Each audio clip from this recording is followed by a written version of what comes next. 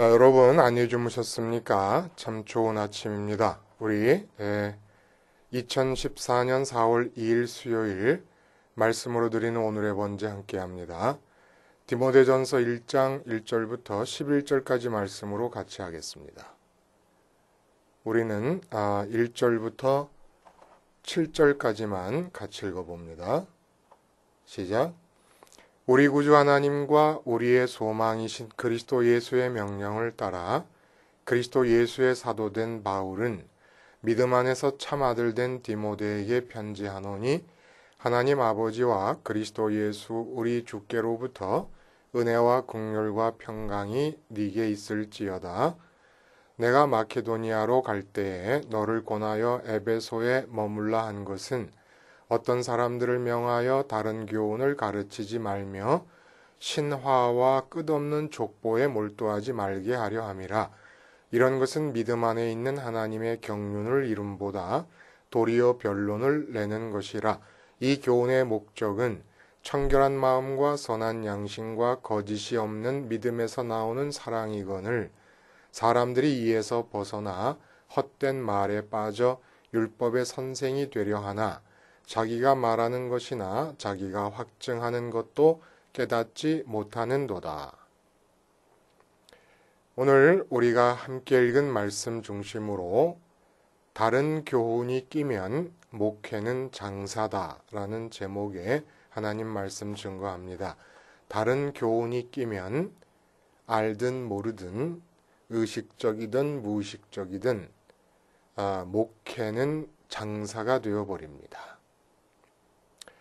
오늘 우리가 디모데 전서의 말씀을 함께 합니다. 디모데 전서는 디모데 후서와 디도서와 함께 목회 서신이라고 분류가 되는 서신입니다.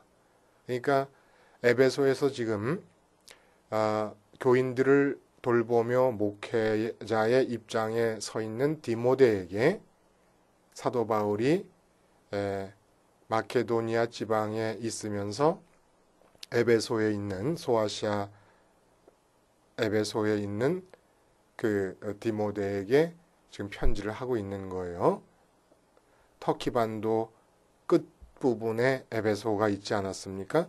바로 그 지역으로 지금 편지를 보내서 디모데에게 읽기를 원하고 있는 겁니다.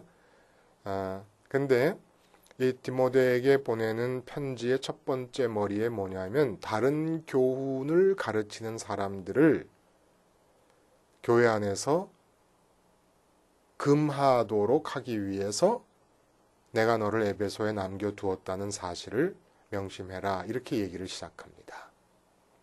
그러니까 목회하는 사람에게 첫 번째 주는 교훈이 뭐냐면 다른 교훈을 경계해라. 다른 교훈을 가르치는 자들을 경계해라. 다른 교훈에 대한 경계가 첫 번째 교훈으로 주어지고 있다는 겁니다. 이 다른 교훈이라고 하는 게 결국은 목사님들이 설교 시간에 강단에서 말씀하시는 설교의 내용이 주로 다른 교훈을 담을 수 있는 교회의 내용입니다. 교회의 내용물이에요. 다른 교훈이 어디서 발견됩니까? 설교 시간에 발견되는 거예요. 설교 시간에. 그러니까 말씀에 근거돼서 세워져 있는 교회가 또 말씀에 의지해서 운영되고 있는 교회가 이 말씀 속에 다른 교훈이 들어가 버리면 어떻게 되느냐라는 얘기예요. 그래서 교회는 절대 외부의 힘에 의해서 망하지 않습니다. 거듭 말씀드리지만 외부에 의해 주어지는 핍박과 박해 같은 것은 하나님의 교회를 이끌어 가시는 경륜 속에서 오히려 교회의 체질을 강화시키는 긍정적인 면으로 작용할 때가 참 많았습니다. 예루살렘 교회의 핍박도 그 핍박으로 인해서 기독교 복음이 사방으로 퍼지는 그런 역할을 했어요. 교회가 확장되는 아주 좋은 계기가 되는 겁니다. 항상 교회는 내부로부터 부패합니다. 제가 어저께 미국에 사시는 어떤 교민 한 분과 대화를 했습니다. 저희 방송을 8년째 듣고 계시는 분이신데 그분과 대화를 하는 중에 그분이 이제 제로원 복음 방송을 소개해서 듣고 있는 분 중에서 우리 왜 지난 월요일 날 그 배교와 적그리스도에 관한 얘기를 함께 나누지 않았습니까? 근데 적그리스도가 교회 안에서 생긴다라고 하는 그 말에 대해서 이분이 이 저희 방송을 소개해서 그 말씀을 듣고 있는 그분이 굉장히 놀라서 뛰어왔더래요. 어머, 적그리스도가 교회 안에서 생긴대요. 그러면서 놀라서 와서 대화를 했다고 하는 이야기를 제가 전화 통화를 하면서 들었습니다. 제가 놀랐어요. 왜 제가 놀랐느냐 하면 성도님들이 눈에 보이고 있는 교회, 내가 출석하는 교회 있지 않습니까? 그 교회에 대해서 무의식 중에 참 무한의 신뢰를 주고 있습니다. 엄청난 신뢰를 주고 있다라고 하는 느낌을 가진 거예요. 그러니까 내가 다니는 교회 다 늘 보고 있는 목사님과 늘 대하고 있는 장로님들, 권사님들 계신 그 교회 안에서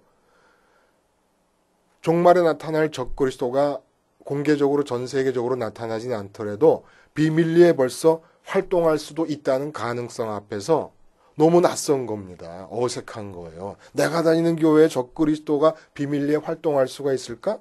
적그리스도적 사상을 가진 사람들이 비밀리에 활동한다는 게 가능할까? 이상하게 들리는 모양입니다. 전 그게 이상하게 느끼는 것에 놀랐다는 거예요. 그 정도로 눈에 보이고 있는 교회, 이건 참교회는 아니거든요. 부름받은 자들의 모임이긴 하지만 참교회하고는 다른 거예요. 아직까지는. 이 중에서도 또 갈라질 수밖에 없어요. 자, 보세요, 여러분. 부름받은 자들의 모임 속에서 적그리스도가 나온다고 하는 게 이상한 게 아닌 것은 예수님이 12제자를 불렀습니다. 누가 예수님을 배반합니까?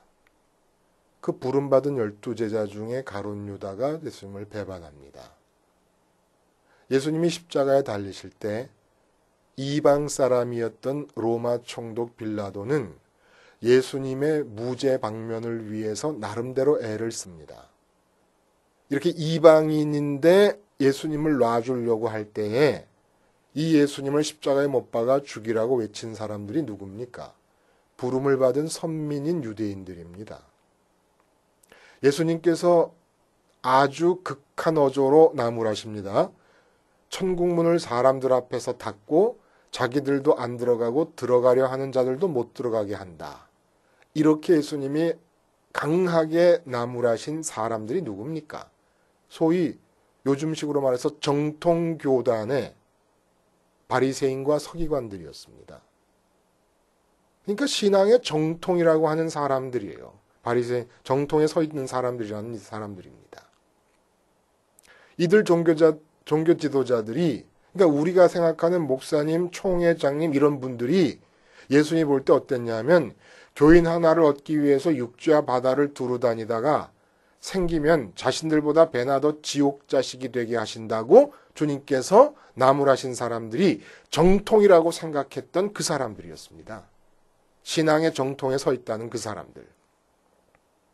그리고 여러분, 하나님이 보낸 선지자를 이방인이 몇 명이나 죽였습니까? 다 선민이 죽였어요. 아주 결정적인 거는 사탄 있지 않습니까? 사탄.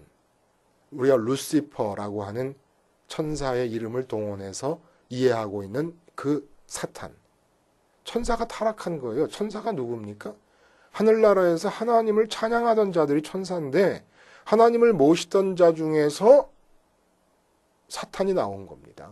그러니까 사탄이 천국에서 나온 거예요. 하나님을 모시던 천사들 중에서. 그러니까 적그리스도가 부름받은 자들의 모임인 교회 속에 숨어 있다가 나타난다는 것은 하등 이상한 게 아니고 당연한 겁니다.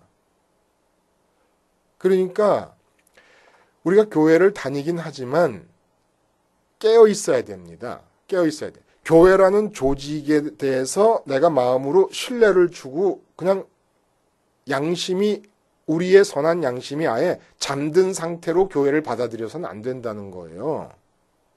그러다 나도 망하고 다 망하는 겁니다. 그러니까 지금 제가 예를 들어서 태어나서부터 유아 세례 받고 한 게 이게 다 장로교단이에요. 통합 측 장로교단. 통합 측 장로교단 사람들은 자기 자신들이 대한민국 땅에서는 장자교단이라고 말하고 있습니다. 장자교단이라고 말한다 그래서 무조건 구원이 보장되는 게 아닙니다. 적그리스도가 장자교단인 대한예수교 장로회 통합 측 안에서 나타날 수 있습니다.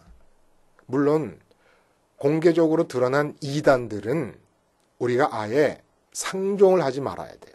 거긴 발길도 들지 말고 교회 안에 들어오는 것이 그런 이단인 사람들의 정체임이 밝혀지면 쫓아내야 됩니다. 그러나 우리가 지금 정통 교단이라고 하는 교단들의 몸을 담고 있다 그래서 그게 충분 조건이 될 수 있는 건 절대 아니라는 얘기예요. 거기서 적그리스도가 나올 수 있다는 겁니다. 지금은 공개적인 이단들처럼 공개적으로 드러나지 않았지 비밀리에 지금도 움직이고 있습니다.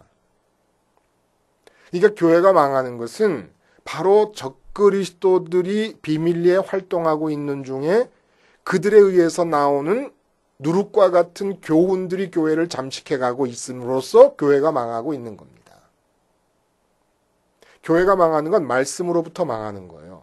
말씀에 불순물이 끼기 시작하면서부터 망하는데 결국 이 말씀이 다른 교훈이 되어버릴 때 목회하는 사람의 입장에서는 어떻게 얘기할 수 있느냐? 목회하는 사람이 자기가 주는 교훈에 불순물이 끼어 있는 것도 모르고 그것을 가르치고 있다 보면은 목회는 결국은 장사가 되어버리고 맙니다. 그러면 교회가 부흥했다. 우리 이렇게 얘기해요. 정말 교회가 부흥한 것일까요? 10,000명, 20,000명 되고 30,000명 되는 교회를 정말 주님이 보실 때도 그것이 부흥한 것일까요? 아니요. 교회의 부흥은 대기업 삼성이나 LG나 SK나 무슨 코롱이나 CJ나 이런 기업들의 부흥과 같은 것이 절대 아닙니다. 이건 장사가 잘 되는 것이지 교회가 부흥하는 게 아닙니다. 근데 어떻게 교회에 대해서 그렇게 얘기할 수 있느냐? 다른 교훈 때문에 교인이 많이 몰려들면 장사가 잘 된 것이고 교인이 늘어난 게 아니라 손님이 늘어난 겁니다. 장사가 뭡니까? 몰려오는 사람들이 필요로 하는 것을 주고 그걸 줌으로써 내가 필요로 하는 것을 받는 겁니다. 그 장사예요. 목회가 장사가 돼버려요. 다른 교훈이 설교 속에 끼어들어가 버리면. 그러면 다른 교훈의 기준은 뭘까요? 거두절미하고 다른 교훈의 기준. 오늘 본문에 입각해서 생각을 연쇄적으로 해나가서 결론적으로 말하면 뭐가 되냐? 주님의 십자가를 기준으로 십자가 너머에 부활과 승천을 통해 하늘까지 이어지는 공간이 있고 하늘을 향하게 됩니다. 십자가 이쪽으로는 십자가에 연합하지 않고 하는 십자가 앞쪽으로는 이 세상이 존재합니다. 다른 교훈은 사람의 마음, 교인의 마음을 이 마음이 굉장히 중요합니다. 오늘 본문에는 마음의 얘기가 나오는데 이 마음을 십자가 앞쪽 이 세상에 머물도록 결론적으로 이 세상 안에 머물도록 가르치는 것이 다른 교훈입니다. 그리고 그렇게 되면 이제 목회는 장사가 됩니다. 그러면 바른 말씀은 뭐냐? 어떻게 하든지 교인들의 마음을 십자가를 통과시켜서 하늘에 계신 하나님 아버지를 향하게끔 교훈하는 것이 이게 바른 말씀입니다. 이 기준은 분명히 있어요. 오늘 본문에 보면은 선한 양심이라는 말이 나옵니다. 이 선한 양심이라고 하는 말은 내가 나를 돌아보며 분별할 수 있는 능력을 말합니다. 그러니까 지금 목사님이 하시는 말씀을 들을 때 내 마음이 저 말씀대로 하면 이 땅에 머물게 되어 있느냐 잠깐이라도 아니면은 십자가 너머로 가서 하나님께로 가게끔 되어 있느냐라는 걸 잘 살펴서 계속 이 땅에 머물도록 교훈을 하시는 목사님 이번 주도 다음 주도 계속되고 있다 그러면 그 교회를 떠나세요. 그건 다른 교훈입니다. 그리고 목사님은 하나님의 말씀을 전하시는 게 아니고 지금 장사하고 계시는 중입니다. 이 세상에서 내가 좋아하는 것들을 얻을 수 있는 길을 제시하면서 목사님은 자기가 원하는 걸 나한테 얻기 위해서 지금 그 말씀을 하시는 겁니다. 이 다른 교훈의 기준이라는 이 선한 양심을 가져야 돼요. 내가 나를 돌아보아서 내 마음이 지금 저 말씀대로 따라가면 십자가 앞쪽 세상에 머물게 되느냐 십자가 너머에 하나님을 향하여 부활하시고 승천하신 주님을 따라가게 되느냐 이걸 보고 여러분 스스로가 분별하세요. 그리고 십자가 너머로 가게 하는 말씀이 계속 전해진다 그러면 그 목사님을 죽을 때까지 따라도 됩니다. 근데 십자가 앞쪽 세상에 자꾸 머물도록 비전을 가져라 꿈을 가져라 뭐 하면 된다 자꾸 이런 쓸데없는 거짓말을 해가면서 이 세상에 머물게 하는 말씀이 있다 그러면 그 목사님은 당장 떠나는 게 좋습니다. 왜냐하면 그 현장은 교회가 아니라 가게니까. 여러분은 교인이 아니라 손님으로 대접받고 있으니까. 여러분을 잘 섬기지요. 손님은 왕이기 때문에 그렇습니다. 진짜 여러분이 교인이라면 사랑과 권면과 훈계가 따라갈 수도 있어요. 근데 교회가 새신자 오면 난리가 나요. 난리 법석을 떨어요. 이게 손님은 왕이기 때문에 그렇다는 얘기예요. 그러면 오늘 본문에서 다른 교훈의 예를 들어서 신하와 족보, 끊임없는 족보에 집착한다라고 하는 말이 나와요. 그럼 신하와 족보라는 게 도대체 뭘까? 그 당시에 유대주의적 영지주의자들, 유대주의적 율법주의자들이 있었는데 이들이 구원의 조건을 어떻게 변형시켜 나가느냐 하면 구약 성경 중에 많은 인물들이 있지 않습니까? 유명한 인물들. 아브라함이라든지 모세라든지 다윗이라든지 유명한 인물들이 있는데 이러한 인물들과 대제사장이 있어요. 반차를 24반차를 따르는 대제사장의 이름들이 있는데 그 대제사장들의 이름을 어느 하나 이름을 걸어놓고 족보를 만들어 갑니다. 가상의 족보를 만들어서 이방 세계에 살고 있던 이 사람들도 그 어느 하나의 족보에 속한 것으로 풀이를 해주는 거예요. 그리고 신화라는 얘기도 도시라든지 우리 가문이라든지 하는 것의 기원을 신적인 근원에서 찾아내려는 것 아닙니까? 이 신화라는 게 이게 다 뭘 뜻하는 겁니까? 인간 세상에서의 나의 가치를 더 무게 있게 하고 더 자긍심 가질 만한 것으로 만들기 위해서 애를 쓰고 있는 겁니다. 이 세상 안에서, 인간 세상 안에서 비교적으로 나는 어느 족보에 속해 있다라고. 그러니까 제가 어렸을 때 기억에 태씨 가문의 할아버지들이 모이시면 뭐 작은 할아버지 두 분이 계셔가지고 같이 이제 집안 어른들이 다 모이시면 하여간 빼지 않고 반복해서 하는 얘기가 태씨의 조상이 대조영이라는 거예요. 발해를 세운 대조. 역사적으로 아마 그런 모양이에요. 그래서 대씨가 발해가 망하고 고려에 투항할 때 고려 왕건이 투항하는 호족 세력을 융합시키기 위해 대우하는 차원에서 대자에다가 점 하나를 찍어주는데 그 점이 대자가 또 하나 붙었다. 크다는 말이 강조되었다는 뜻으로 점 하나를 붙여서 태씨가 됐다고 얘기를 합니다. 이 얘기를 하고 또 하고 또 하는 거예요. 그러니까 결론은 뭐냐? 우리는 비록 지금 이렇게 다른 사람은 몰라주고 살지만 이 세상에서 우리는 왕족이다. 왕족의 후손이다. 이게 결론인 거예요. 그러니까 이 세상에서의 삶에 나의 가치를 높이려고 하는 마음입니다. 신화와 족보에 탐착하는 그 핵심적인 이유가 바로 거기 있다는 거예요. 세상에서의 나라는 이름에 붙은 가치를 높이려고. 그러니까 세상에 마음을 두게 하려는 거라는 얘기입니다.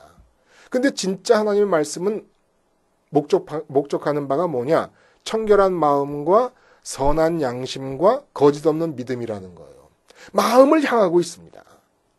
이 세상에서 형통하는 삶이라든지 성공하는 삶이 아닌 거예요. 청결한 마음을 향하고 있습니다. 왜 그렇습니까? 하나님과 만나게 하려고.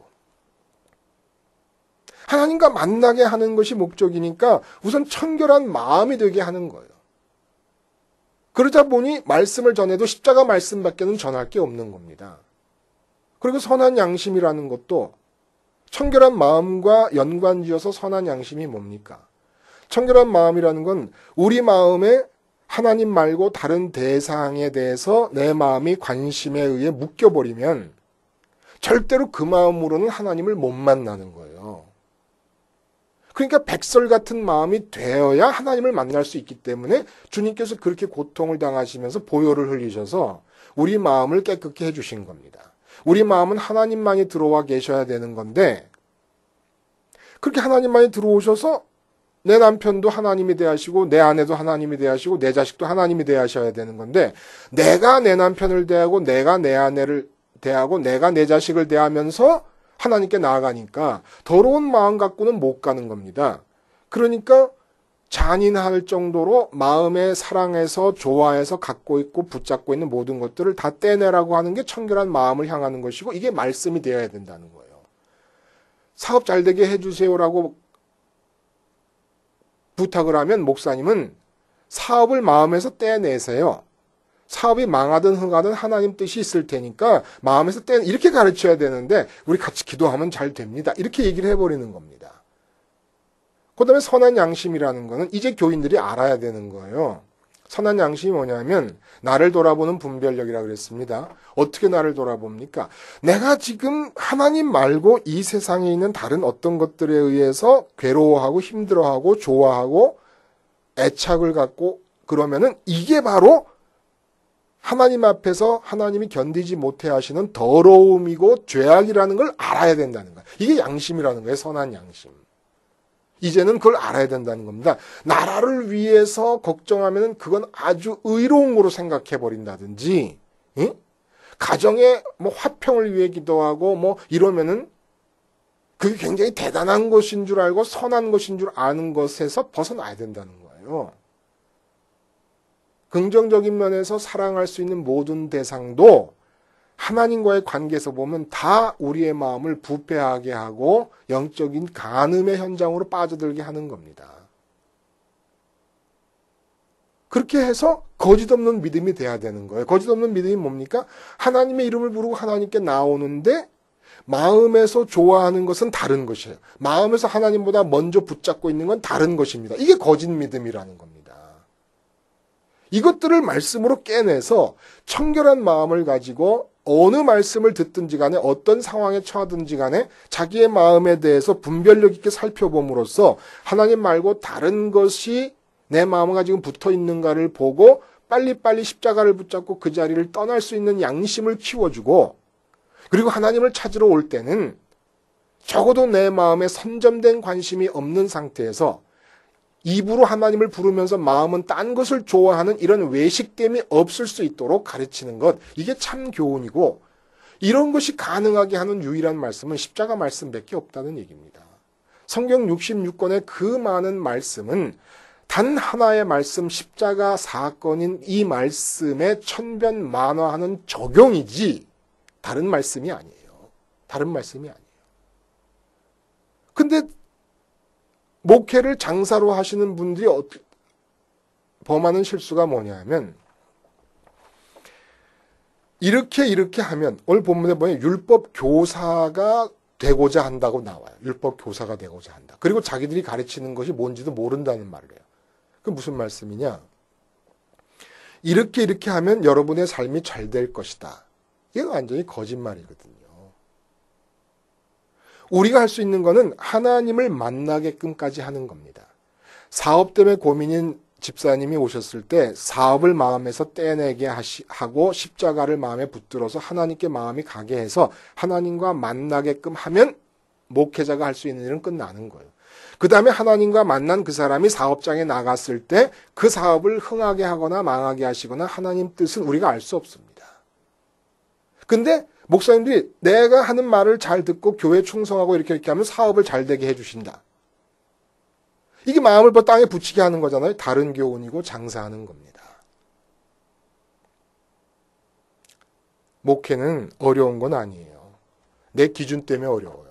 교인이 많이 늘어야 된다는 기준 때문에 없는 지금이 불만스럽고 괴롭고, 어떻게 하면 교인을 더 끌어들이려고 애를 쓸 수 있고 성공적으로 할 수 있을까를 생각하니까 괴로운 거죠. 몇 명이 오든지 간에 그냥 그 사람들의 청결한 마음과 선한 양심과 거짓 없는 믿음을 위해서 십자가 말씀만 전하겠다고 마음먹으면 목회가 어려울 게 하나도 없습니다. 그리고 부흥은 두 사람이 모여도 그 사람들이 선한 양심과 청결한 마음과 거짓 없는 믿음을 갖는 게 부흥이지, 그 사람들이 좋아하는 이 세상 것들을 이룰 수 있겠다고 약속을 해줌으로써 교인이 늘어나는 것이 부흥이 아니에요. 그거는 장사가 잘 되는 것이고 교인이 늘어나는 게 아니라 손님이 늘어나는 것입니다. 말씀은 십자가밖에 없습니다. 십자가 말씀만 전할 수 없다 그러면 아직도 목회자 자신이 십자가 사건에 대해서 알아야 될 걸 모르고 있는 겁니다. 알아야 될 걸 안다 그러면 십자가 말씀 말고는 다른 건 전할래야 전할 수가 없습니다. 어떻게 한 가지 주제만 갖고, 한 가지 주제가 아니에요. 유일한 주제예요. 유일한 주제. 왜? 십자가를 통해서만 살아계신 하나님을 만나니까. 하나님 만나는 게 사랑 아닙니까? 하나님 만날 때 이웃에 대해서도 더 이상 이 세상에서 내가 요구하는 바가 없어지기 때문에 하나님으로 충족하니까 이웃에 대한 사랑이 나타나는 거예요. 무엇을 아느냐, 얼마나 많이 아느냐, 이건 중요한 게 아니라는 얘기지요. 다른 교훈, 십자가 외에 다른 교훈이란 존재할 수 없습니다. 내 마음에서 십자가가 잊혀진 채로 말씀이 전해지고 있다 그러면 나는 지금 장사하고 있는 겁니다. 그리고 고난주간 중 아닙니까? 사실 고난주간이라는 게 난 없었으면 좋겠어요. 왜? 1년 내내가 십자가 주간이어야 되기 때문에, 1년 52주가 십자가 주간이어야 맞는 얘기이기 때문에 그렇다는 얘기입니다. 기도하시겠습니다.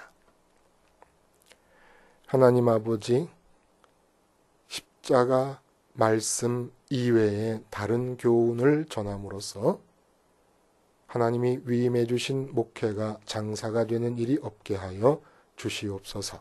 예수님의 이름으로 기도하옵나이다. 아멘.